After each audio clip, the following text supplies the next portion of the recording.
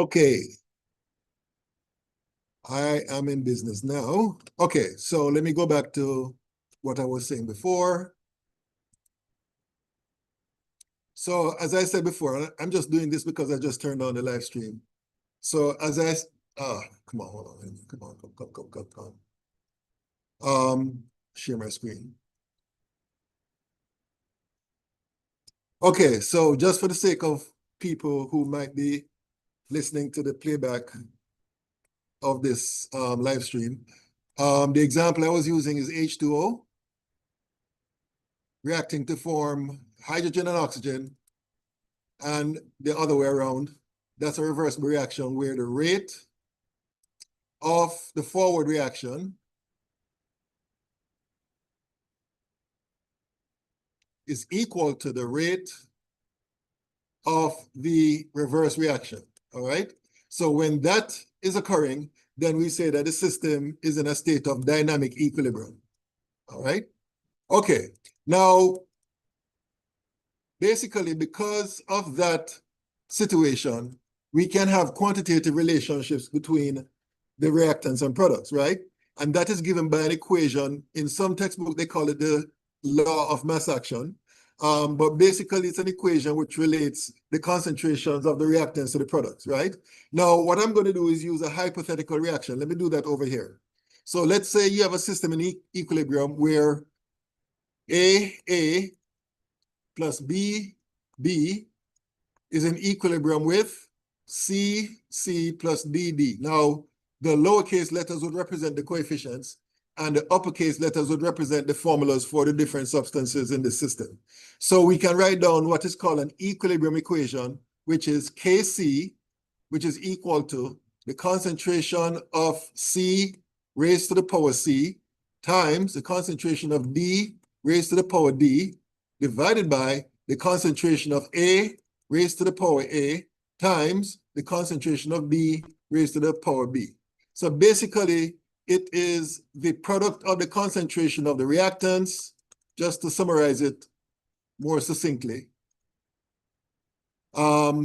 divided by the concentration, the product of the concentration of the products.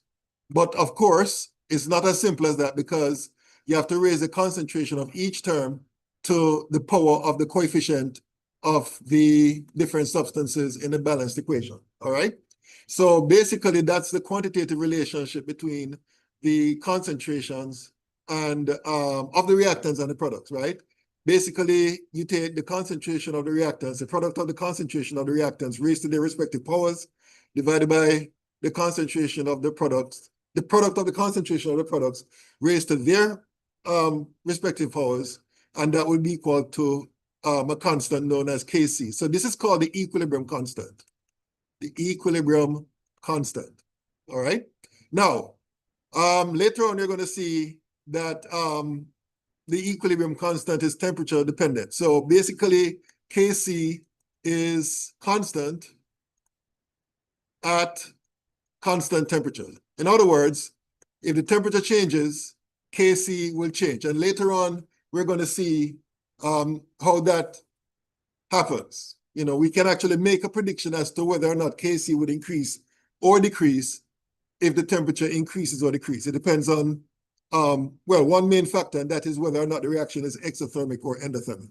Okay, so that's just some introductory material, which of course would have been covered in the videos, but I thought it would be helpful for me to briefly go through this so that we can answer the question. So we're going to look at question number 1. Let me clear this first and scroll down. So question number 1 is asking for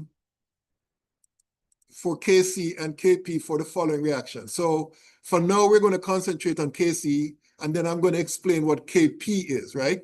So Kc, let me just say this.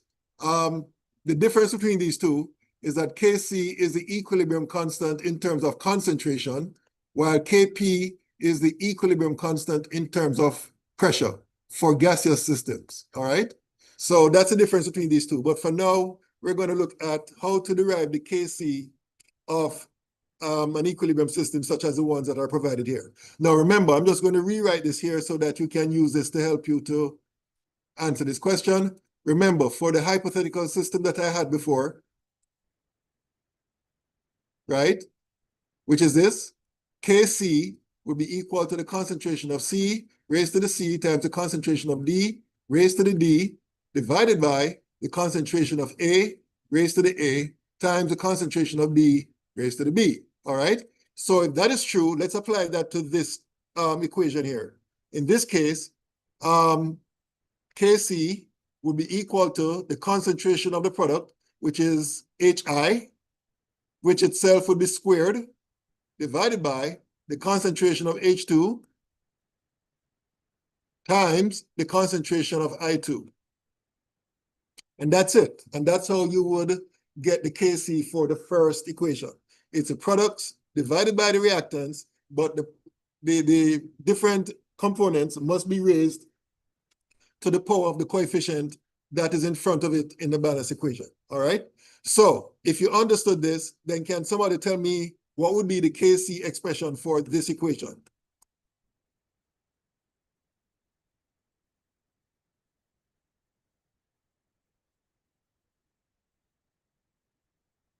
What would be the Kc for this equation, equation B?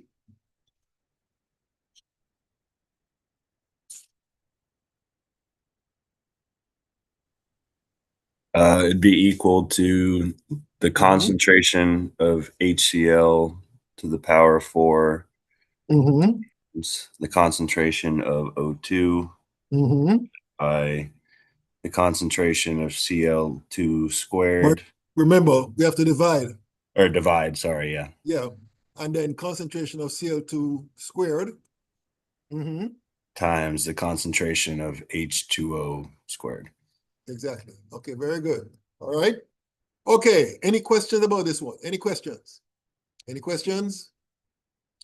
All right, let me clear this here and scroll down. Okay, so for C, can anybody tell me what the Kc expression for that would be? Kc would be equal to what?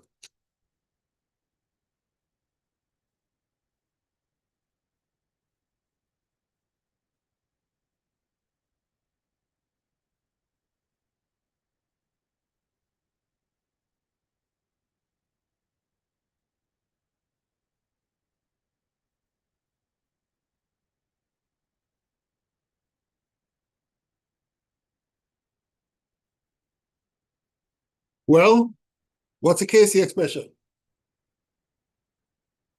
Okay, somebody's saying something in the chat. Let's see. Okay, so this person is saying concentration of NOBr squared divided by concentration of NO squared times the concentration of bromine. That's correct. Okay, so it is, and who is it that said that? Hold on, let me go back to the chat. I'd like to give credit to, okay, so Chloe said that. All right, thank you, Chloe. So she's right. Kc will equal to the concentration of NOBr squared divided by concentration of NO squared times the concentration of Br2, and that's it. All right? Okay, D. What's the Kc expression in the case of D?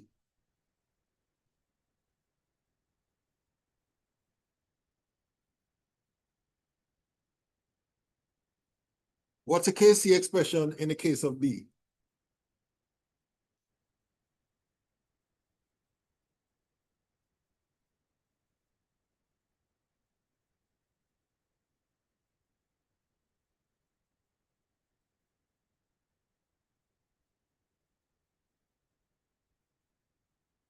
Okay, somebody says something in the chat. Let's see what they have to say.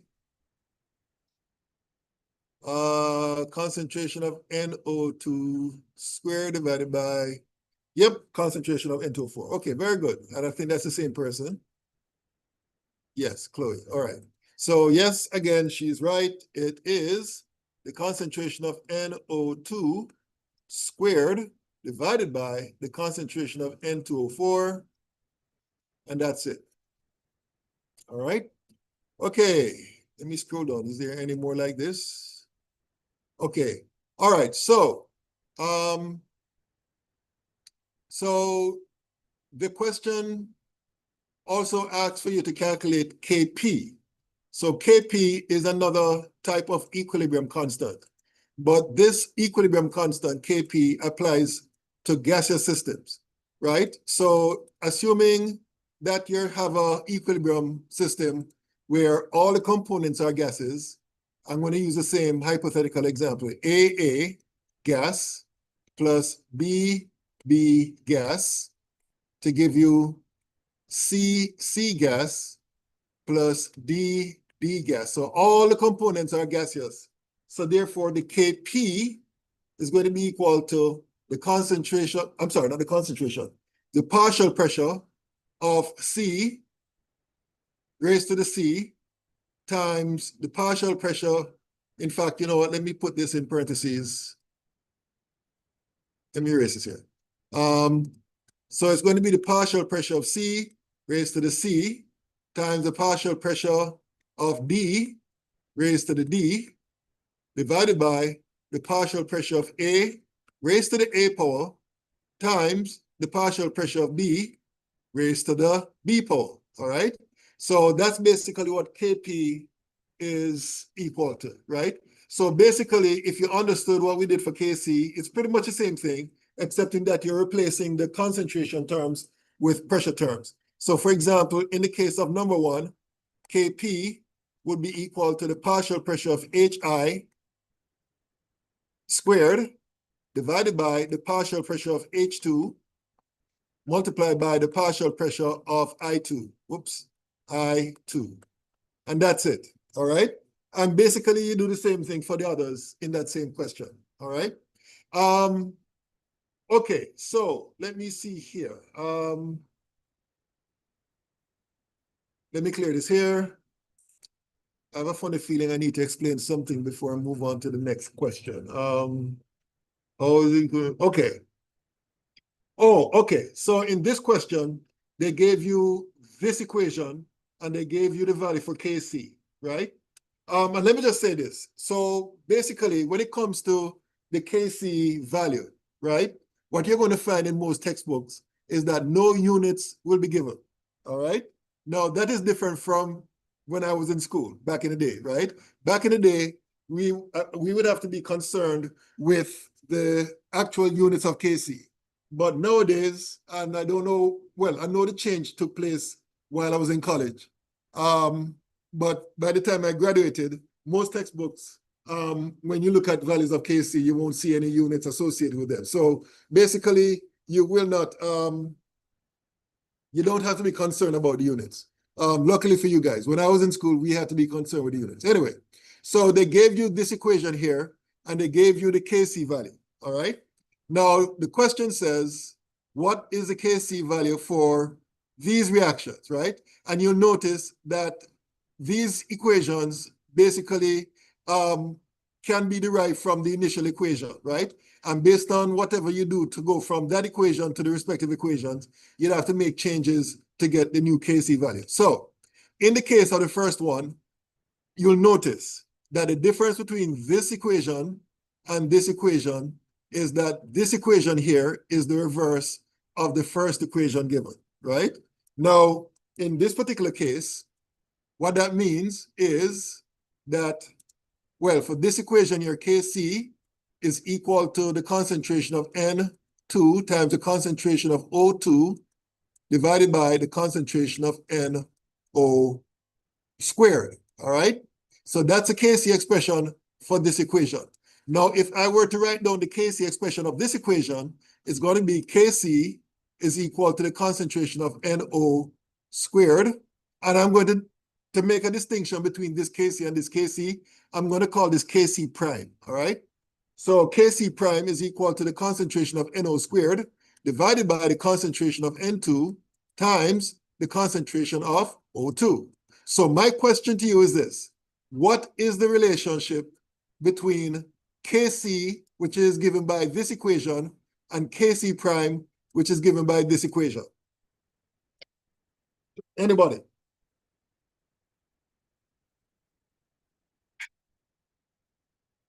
What's the relationship between this Kc here, which is given by this equation, and the Kc prime, which is equal to this right here?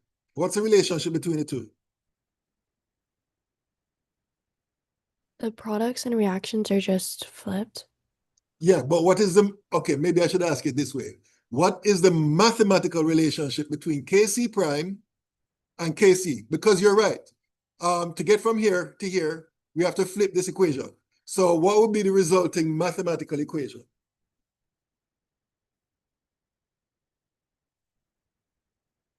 What would be the resulting mathematical equation between the Kc here and the Kc prime here?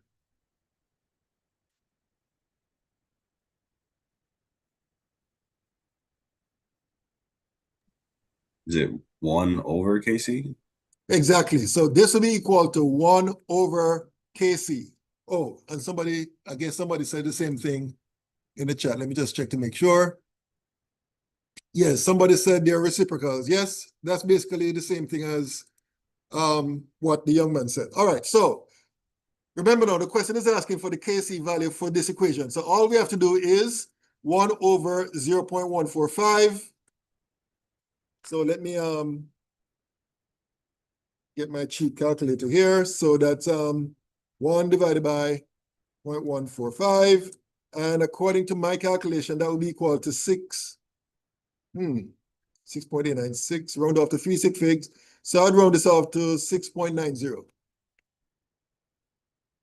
And that's how you do that. All right? Okay, any questions about this? Any questions? Any questions? All right, so let me erase this right here because I'm going to need this to refer to. So let me erase this here and move on to question 2b. Now, in the case of question 2b, they're asking for the Kc value for this, all right? So to make a distinction again, I'm going to call this Kc, whoops. I'm going to call this Kc double prime, all right? Now, in this case, Kc double prime will be equal to the concentration of N2 squared times the concentration of O2 squared divided by the concentration of NO raised to the fourth, right? Okay, so again, I'm going to ask you, what is the mathematical relationship between the original Kc and Kc double prime, which is equal to this here, based on this and this?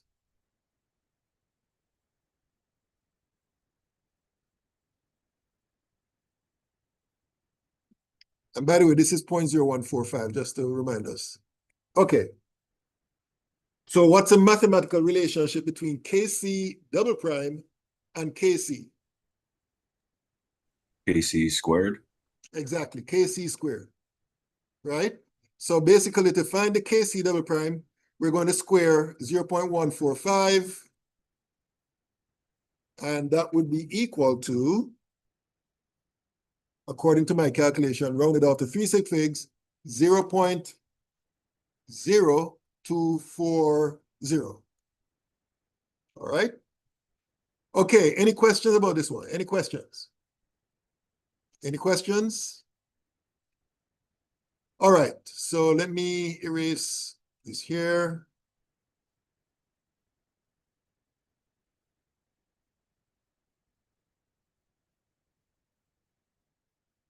And scroll down.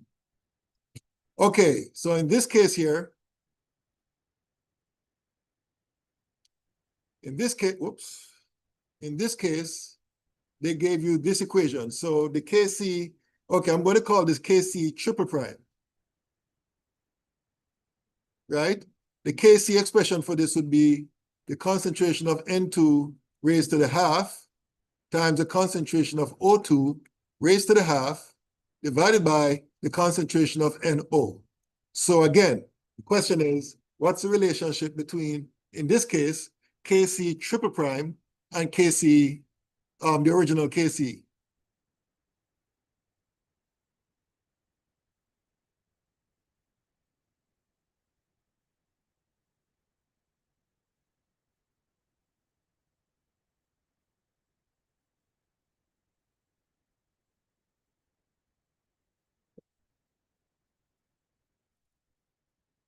Well,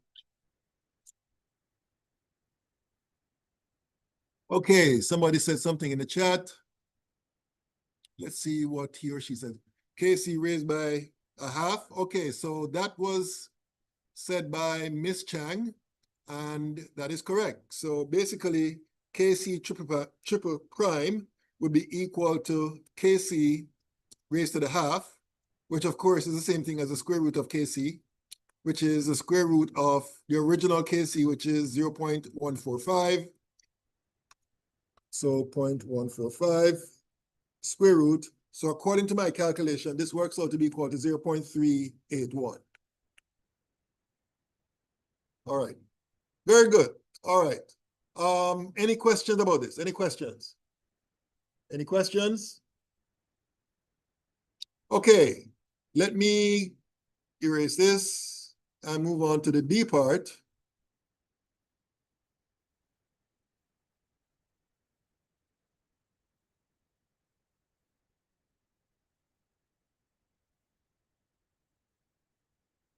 Which says, okay, now in this case, what am I going to call this? I'm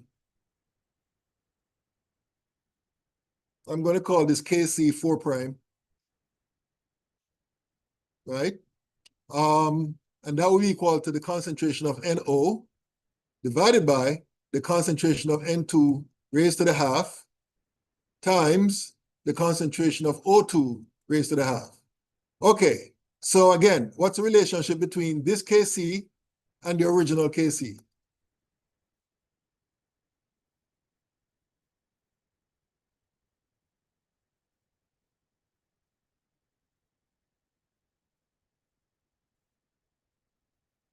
Okay, somebody said something in the chat. Okay, so Kanzada Russ says 1 over Kc square rooted. Okay, I would agree with that. So that would be 1 over Kc raised to the half, or same thing as 1 over the square root of Kc, which is 1 over the square root of 0.145. And that would be equal to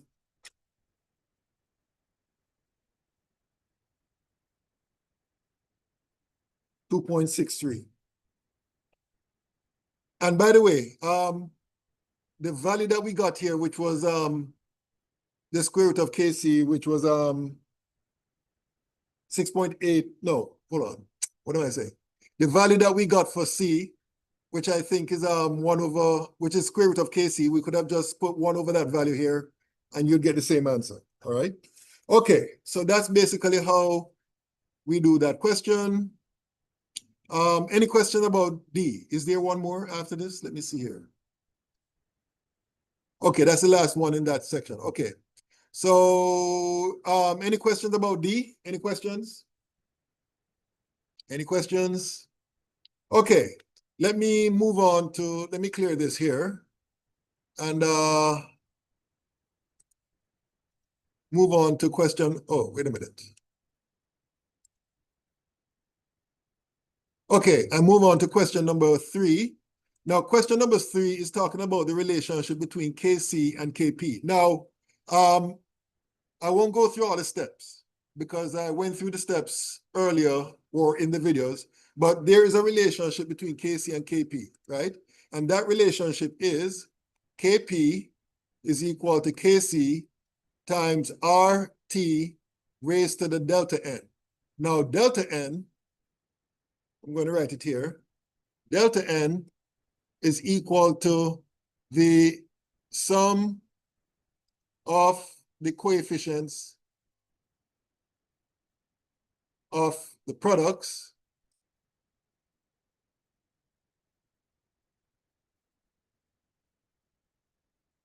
minus the sum of the coefficients of the reactants.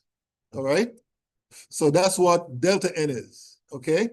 R is the molar gas constant, which is 0.0821. T is liters atmospheres per mole Kelvin. And T is the temperature in Kelvin, All right. So that's basically the relationship between Kp and Kc for a totally gaseous reaction, right? So in this case here, the question is asking for you to express Kc in terms of Kp. In other words, Kc will be equal to Kp times RT times raised to the minus delta N. All right. So to answer the question that is being asked here, we have to basically rearrange this equation to get an expression for Kc. Kc equals to all this right here. So to apply that to this question, Kc would be equal to Kp times RT. So the question is, what is delta N? Delta N would be the sum of the coefficient of the products minus the sum of the coefficients of the reactants, right? So that would be minus 2, which is the sum of the coefficient of the products, minus 3 plus 1, 4. And whatever that gives, that would be the answer, which in this case would be Kp times RT. 2 minus 4 is minus 2, and the minus sign in front of that gives you plus 2. So that would be RT squared. And that would be the answer. Kc is equal to Kp RT squared. All right? And if you understand that, then in the case of B, you should be able to figure that out. Let me erase this here.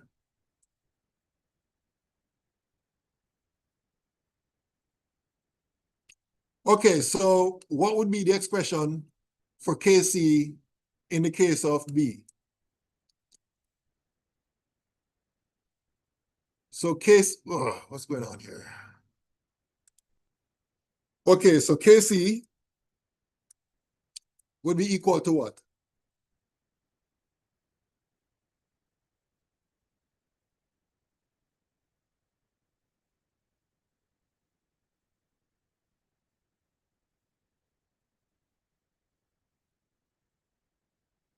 Remember, this is the equation that we're using.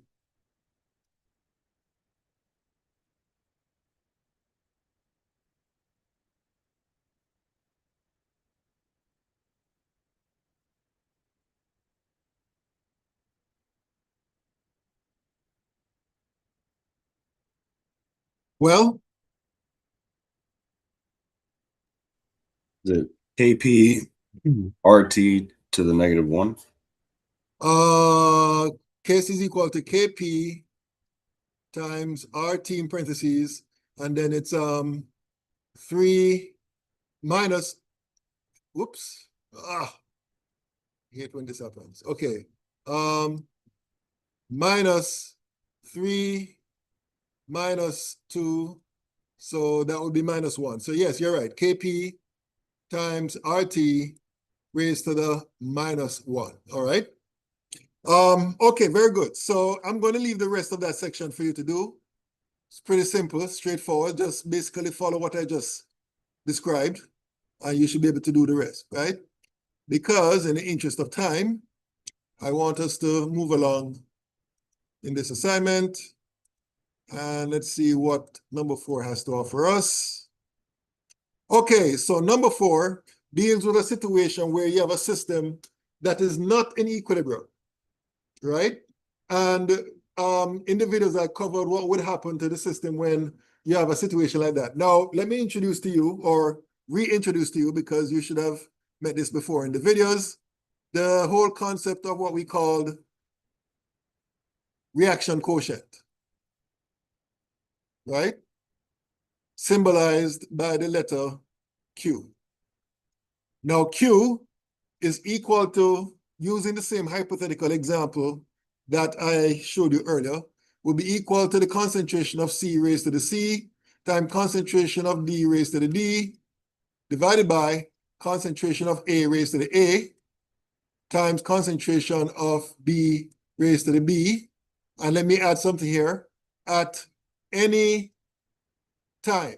So what I'm saying here is that the system may or may not be at equilibrium, right? So if the system is not at equilibrium, then this would not be Kc. This would be reaction quotient, and more specifically, the symbol used is QC, right? Now, if the system is at equilibrium, let me write this down here.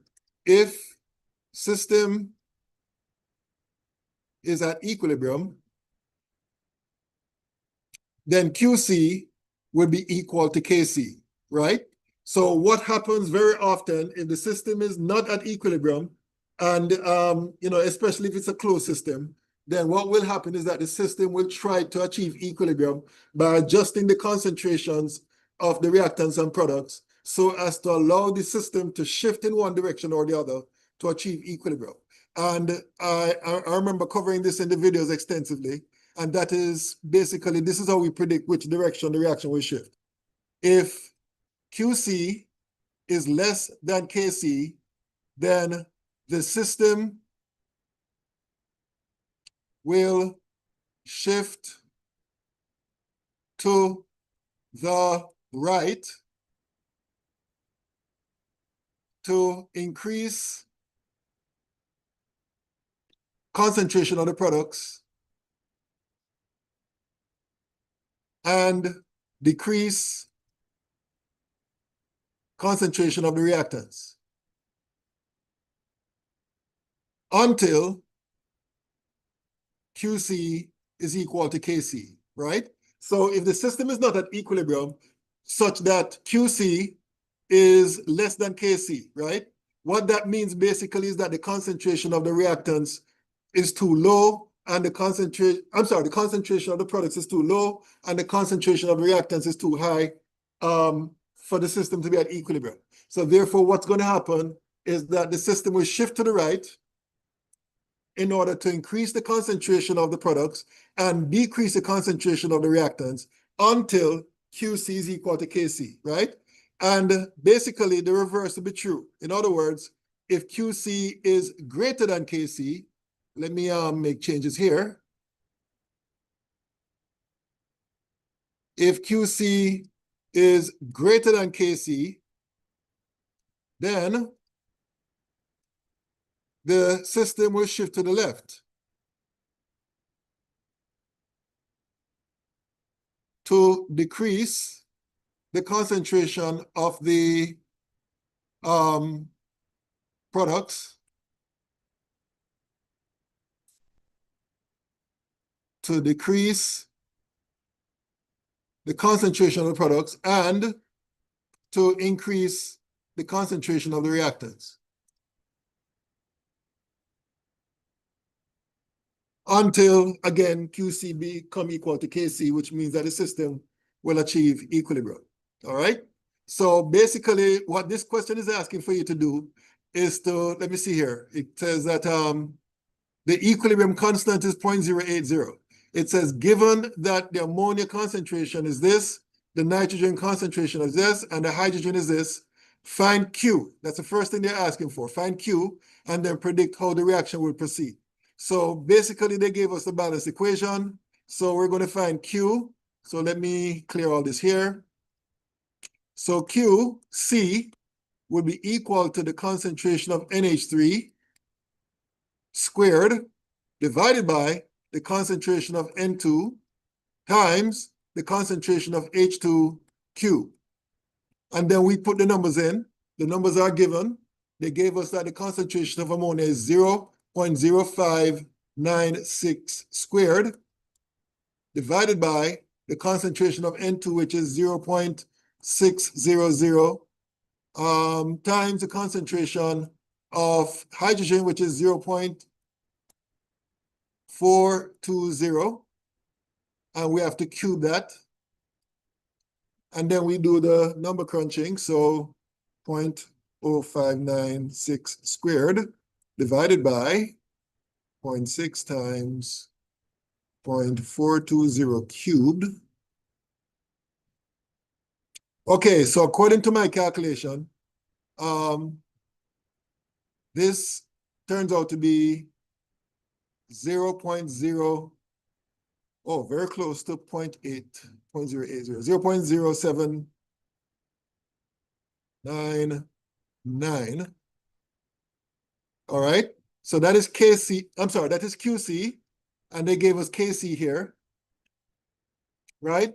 So when you compare QC to KC, QC is slightly less than KC. Let me put here in parentheses, slightly. All right? So what does that mean? That means that the reaction will shift, or I should say the system will shift. The system will shift to the right, because QC is less than KC, which means that you need more products being formed in order for the system to achieve equilibrium. And this shift to the right will also be very slight because of the relative close value between QC and KC. All right? Okay, any questions about this one? Any questions? What exactly do you mean, like shift to the right?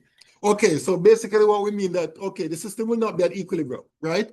So that means that you're going to, like, if it's going to shift to the right, what it means is that some of the reactants will react, not all of it, but some of the reactants will react to form the products, right? And therefore, when the concentrations are such that QC becomes equal to KC, then the system will be at equilibrium. So that's basically what we mean. We mean that there will be a net reaction going from left to right. All right, I don't know if that explains it.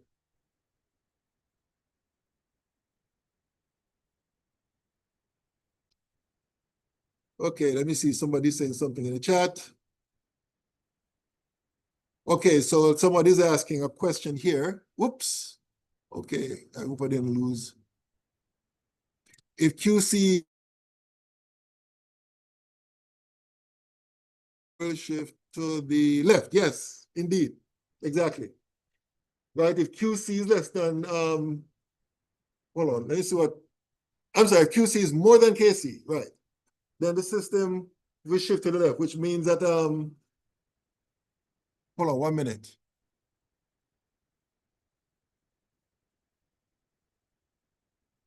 Yes. So therefore, you have to reduce the amount of products. That means that the reaction will shift to favor the reactants, or the formation of more reactants. Exactly. So that is the answer to your question, Miss or Mrs. or Mr. Russ. Please forgive me. I couldn't tell what your gender is from your first name. Okay. Any other questions before we move on? Any other questions? All right. Let me clear this and scroll down. Okay, let me see here. Okay, I'm going to leave number 5 for you to do. Number 5 is very similar, different equation, but basically the same approach. They're asking for you to calculate Q again and to determine how the reaction will proceed, all right? So I'm going to leave that for you to do. You should be able to do that one. Okay, so number 6 now has to do with a very important principle known as Le Chatelier's principle. And as I said to my lab class last week, I know I've just massacred that person's name because that name is French. I think the correct pronunciation is something along the lines of Le Chatelier or something like that. But I'm sorry, I just have to, you know, I'm just so used to pronouncing it that way. So if there are any of you who are French speakers, my apologies, all right? Basically what this principle says, I'm just going to say it in words. And if you look in different textbooks, you're going to see it worded in different ways, but it's basically saying the same thing. Basically what this principle says is that if you already have a system in a state of equilibrium and you make changes to the system, you make a change to the system, then the system will basically respond so as to counteract the change that you impose, all right? And the reason why that happens is because when you make a change to the system, then you would have destabilized the system. It's not at equilibrium anymore.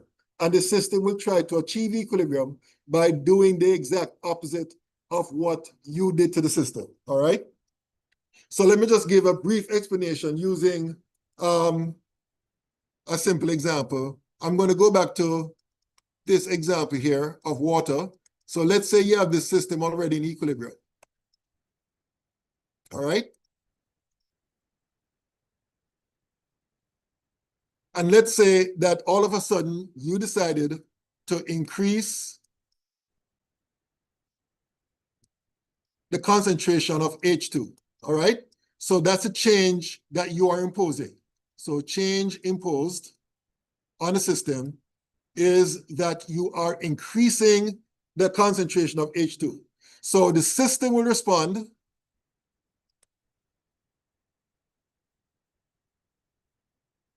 by decreasing the concentration of H2. So what that means is that some of this H2 will react with some of the O2, and you're going to have an increase in the amount of H2O. In other words, the system will shift in that direction. So therefore, system will shift to the left. All right?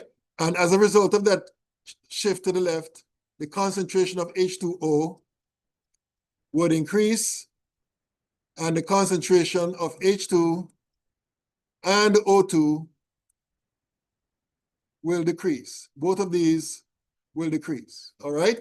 So that's basically what Le Chatelier's principle is saying, or you can use Le Chatelier's principle to make predictions when you change the concentration of just one component in a system, all right? And just to further explain or illustrate Le Chatelier's principle at work, let's say, for example, the change that you're imposing is that you are, in fact, is it okay for me to clear the bottom part here? Let me know, is it okay for me to clear this bottom part? Okay, I'm going to assume, hold on. I'm going to assume that it's okay for me to clear the bottom part. So let me do this.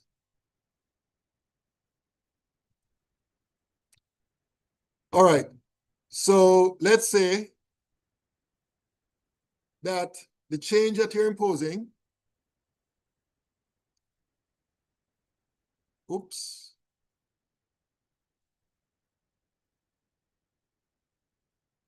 So let's say that the change that you're imposing is that you are increasing the concentration of H2O, right? So basically, let me just erase the stop part here, this arrow here. All right, so again, based on Le Chatelier's principle, if you are doing that, then the system will respond. System will respond by decreasing the concentration of H2O, right? So therefore, what will happen is that the H2O, some of it will react to form H2 and O2. In other words, the equilibrium position will shift to the right. So therefore, equilibrium will shift to the right. And therefore, the concentration of H2 will increase, the concentration of O2 will increase, and the concentration of H2O will decrease, all right? So that's basically how we use Le Chatelier's principle to predict what will happen when we change the concentration of one of the components.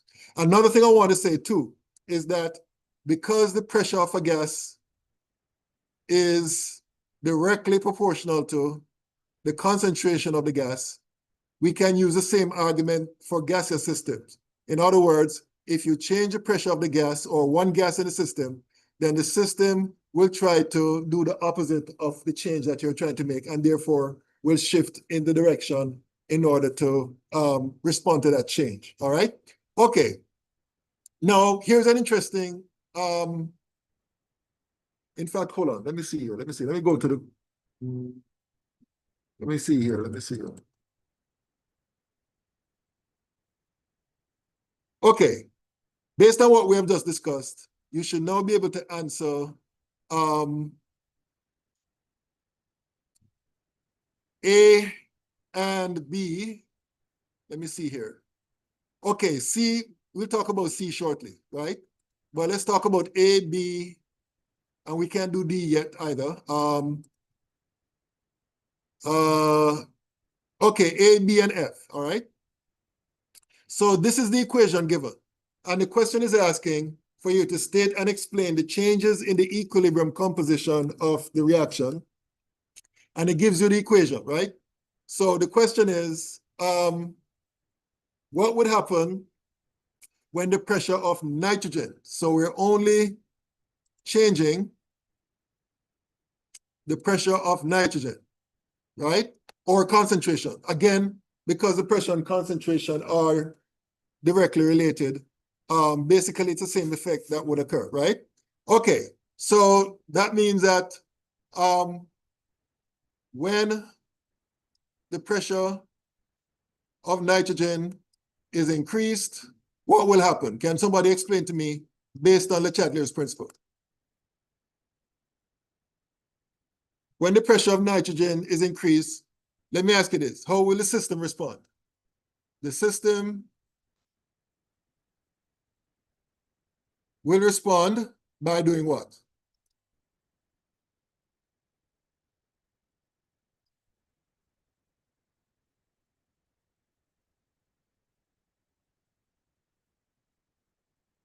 Remember, the system will do the opposite, or will try to do the opposite of what you have imposed on the system.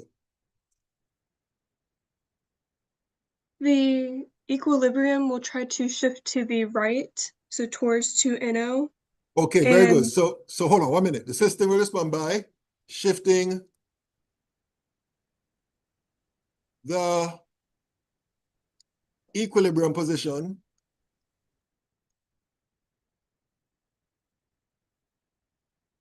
to the right. And then what?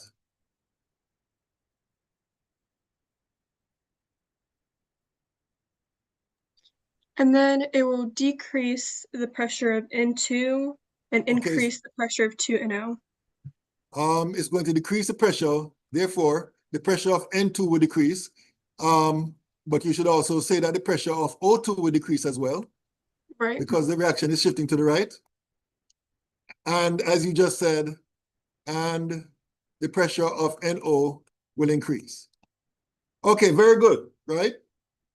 And if you understand how to do this, the A part, then you should be able to do the B part, and you should also be able to do the E part. All right? So I'm going to leave the A, the B, and the E part for you to do. If you understood this right here, if you understand the logic behind it, especially with respect to Le Chatelier's principle, then you should be able to do the B and the, what did I say? B and the F part, not the E part, the F part, all right? Okay, so let me clear this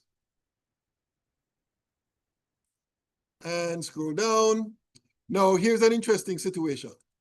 What if you change the total pressure of the system, all right? Now, let me use a different example to explain what, in fact, let me use the same example of H2O gas to form 2H2 gas plus O2 gas, all right? So let's say that we increase the total pressure,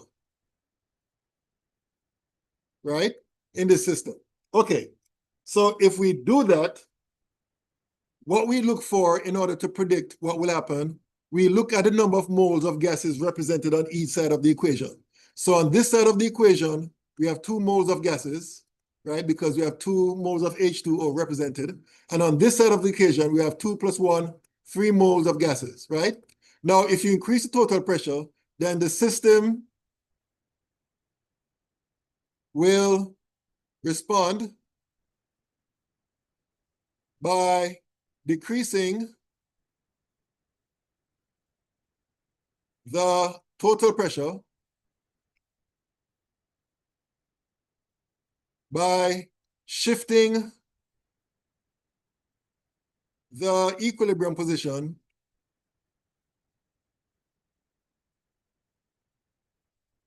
favoring the formation of fewer moles of gas. All right? So in this particular case, the reaction or the equilibrium position will be shifting to the left because you have 3 moles here, you have 2 moles on the left side. So therefore, shifting in that direction will reduce the total pressure of the gaseous mixture in response to the change imposed being that you increase the total pressure. Because remember, what Le Chatelier's principle is saying is that whatever you do to the system to disturb the equilibrium, the system will try to do the opposite to restore equilibrium. All right, that's basically what Le Chatelier's principle is saying. So whenever you're given a question where you're asked to determine which direction the equilibrium will shift, if you increase the total pressure or decrease the total pressure, the first thing you should look for is the coefficients for the different substances, and you add up the mole values based on that on both sides and see which one is greater or less, all right? Now, with that said, let's look at the equation for this question. And what you'll notice is that in this question, hold on 1 minute. You'll notice that in this question, the total moles of gases on the left side is 1 + 1, 2 moles, and the total moles on this side is 2 moles. So what do you think is going to happen if you increase the pressure? Wait, let me see what the question says first. I'm sorry. The question says, okay, you're right, you're increasing the total pressure, right? So you have 2 moles on either side. So what do you think is going to happen in this case? How will the system respond?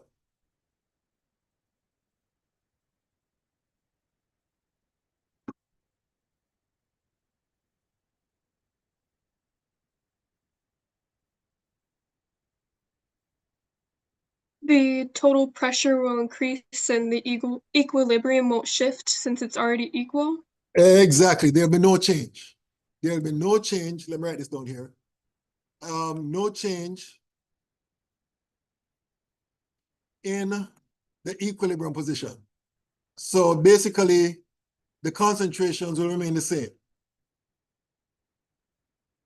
So therefore, all concentrations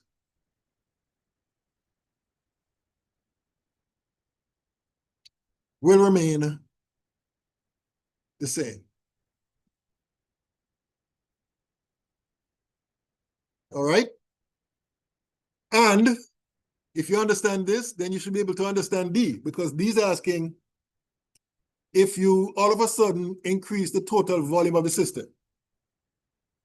So what do you think is going to happen in this case?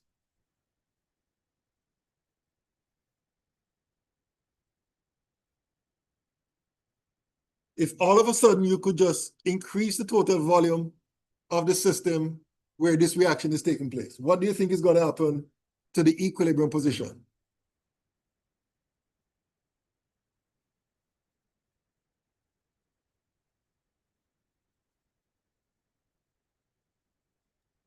The equilibrium position won't change. Exactly. Again, pretty much the same answers in the case of C, right? The only thing I would add here is that increasing total volume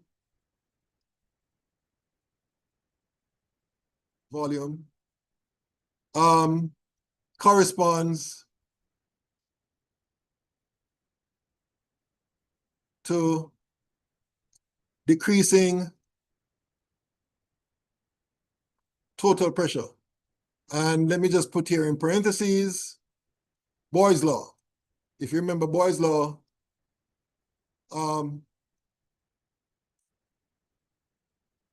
is the law that relates the pressure of a gas to its volume, right? So I would start off, in answering this question, I would start off with this and then continue with what I have above here in the case of C, all right? And that's basically it as far as answering that question is concerned. Okay, now, hold on. I think there is one more. Oh, okay, adding a catalyst, all right? The answer to this is very simple. adding a catalyst will not affect any change on the equilibrium position, right? So basically, when you add a catalyst, as we learned in the previous chapter, the catalyst will speed up the rate of reaction, all right? But what will happen in the case of an equilibrium system is that the catalyst will speed up the rate of the forward and reverse reaction to the same extent, right? So the net result is, again, no change in the equilibrium position. So when a catalyst is added, how am I going to answer this? The rate of both the forward and reverse reaction will speed up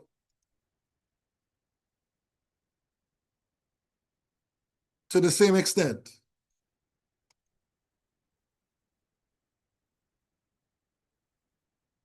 Therefore, the equilibrium position will not change. And that's it. All right? So when you add a catalyst, basically, the forward reaction will increase. Let's say when you add the catalyst, the forward reaction will speed up 5 times. The same will be true for the reverse reaction. The reverse reaction will speed up 5 times. So therefore, basically, the equilibrium position will be the same, and therefore, the concentrations at equilibrium will not change. All right? Okay. Wow, it's 9:08. Okay. Let me see. Let me clear this here and see what the next question is. Okay. Yes, so I don't think I'll have time to complete this. Let me see what number 7 is. And let me see what number 8 is. Yes, I'm definitely gonna need more time to do these. All right. So you can try these on your own. But I'm going to next class, I'm going to continue with that. And while I'm at it, I am going to publish the videos for the next chapter, which is acids and bases. All right. And so after covering, after doing those assignment questions, then I'll just get directly into this chapter. So make sure you watch these videos in preparation for next week's class, all right? And I think that's it for today. I don't think I can say anything more in the next 6 minutes, unless there are any questions you guys have. Okay, I see somebody in the chat asking,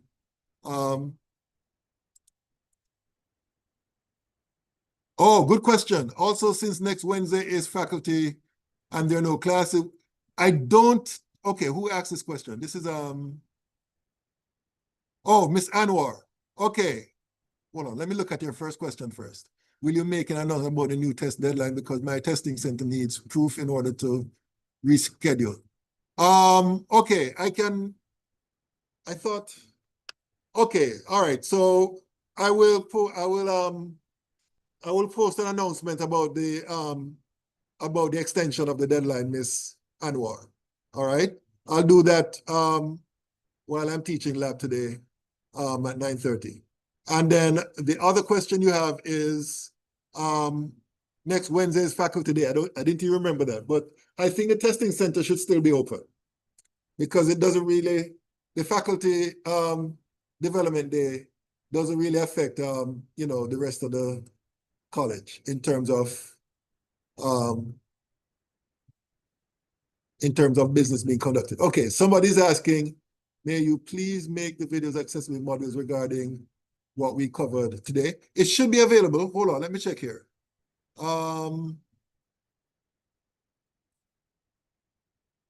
Oh, okay, it did. Well, that's my bad, but sorry, let me make that publish that now. I'm so sorry. I didn't realize that that is not available. Right, so all those videos are available. So make sure you watch them as well. I didn't realize that those were not available. Sorry about that. Okay, any other questions? What time is it? Yeah, 4 more minutes. Any other questions? Any other questions?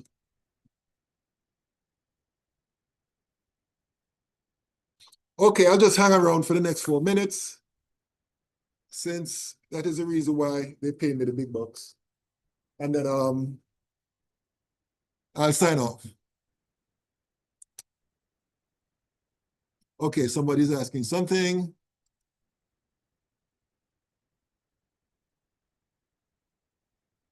Do we have to make an appointment? Yes, please do. And please keep the appointment, right? I don't know if I told you guys this, but I received an email about 2 weeks ago, and they said that one problem, and this is from the testing center, they said that one problem that they encountered last semester were students making appointment and not keeping them. If you can't keep a particular appointment, please let them know, because there are very limited spaces, and according to what I was told, they had a big problem in terms of finding space for students for certain slots, only to find out that the slots that were set to be occupied, the students who were supposed to come and do the test during that time, they didn't turn up. So please, if you can't make it to a particular appointment after you have scheduled an appointment, please let them know. All right? Please let them know.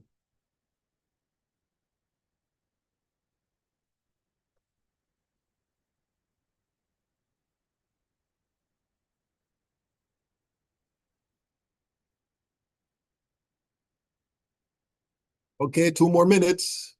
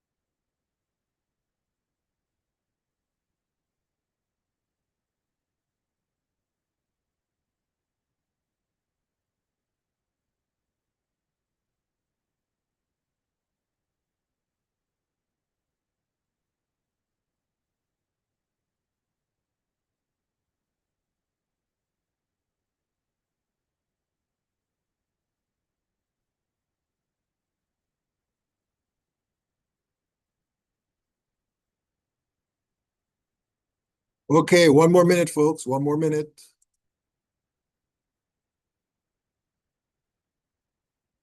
Oh, wait a minute. I'm just seeing this. Oh, so Miss Pets or Pelts. Oh, so you're just giving instructions as to how to sign up.